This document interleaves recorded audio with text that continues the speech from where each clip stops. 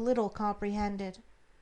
The love that not only saves the soul from sin, but lifts it also above the power of temptation. But how may one attain to this sublime realization? The answer which truth has always given, and will ever give to this question is, empty thyself, and I will fill thee. Divine love cannot be known until self is dead, for self is the denial of love, and how can that which is known be also denied? Not until the stone of self is rolled away from the sepulchre of the soul and buried, cast off the bands of ignorance, and come forth in all the majesty of his resurrection. You believe that the Christ of Nazareth was put to death and rose again.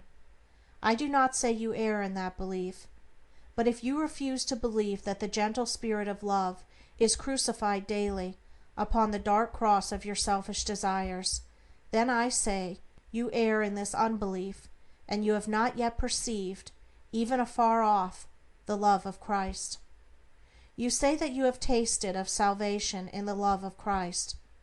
Are you saved from your temper, your irritability, your vanity, your personal dislikes, your judgment and condemnation of others? If not, from what are you saved, and wherein have you realized the transforming love of Christ? He who has realized the love that is divine has become a new man, and has ceased to be swayed and dominated by the old elements of self. He is known for his patience, his purity, his self-control, his deep charity of heart, and his unalterable sweetness. Divine or selfless love is not a mere sentiment or emotion.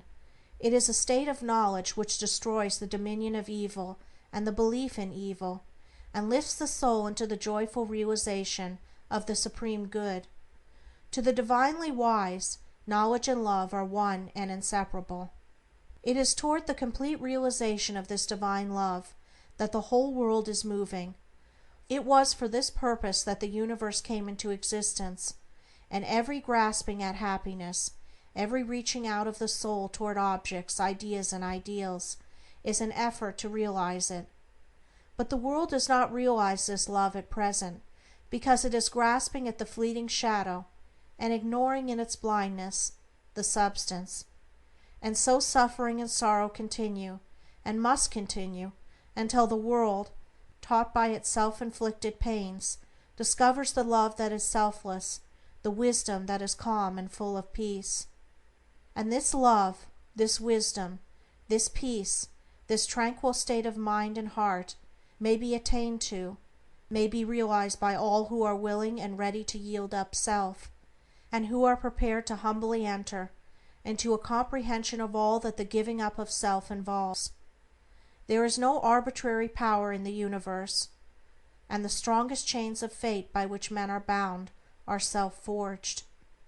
Men are chained to that which causes suffering because they desire to be so, because they love their chains, because they think their little dark prison of self is sweet and beautiful, and they are afraid that if they desert that prison, they will lose all that is real and worth having. Ye suffer from yourselves, none else compels, none other holds ye that ye live and die.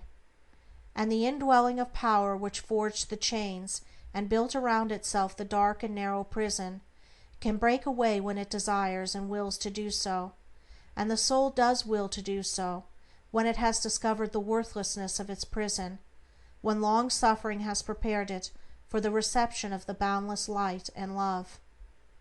As the shadow follows the form, and as the smoke comes after fire, so effect follows cause, and suffering and bliss follow the thoughts and deeds of men. There is no effect in the world around us, but has its hidden or revealed cause, and that cause is in accordance with absolute justice.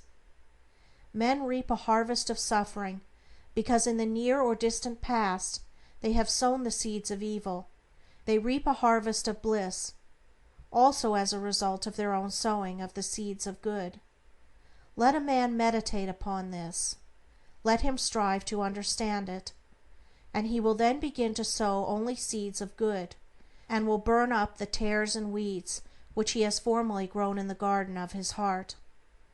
The world does not understand the love that is selfless, because it is engrossed in the pursuit of its own pleasures, and cramped within the narrow limits of perishable interests, mistaking, in its ignorance, those pleasures and interests for real and abiding things.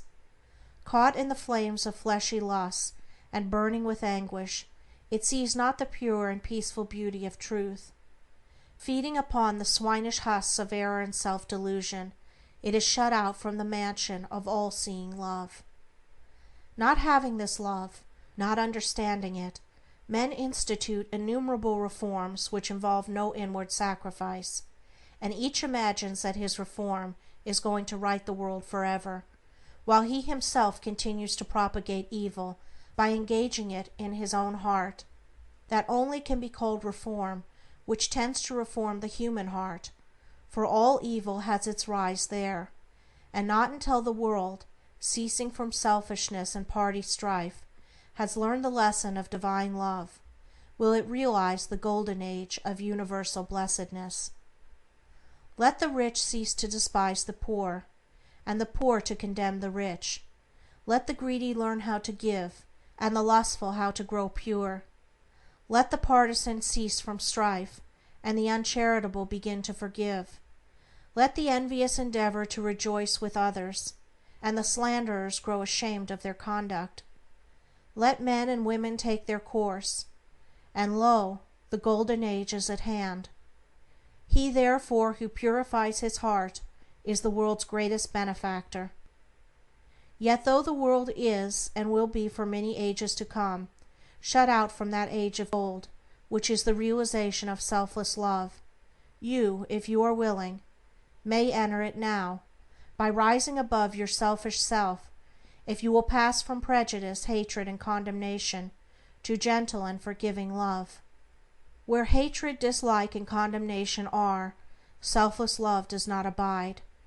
It resides only in the heart that has ceased from all condemnation.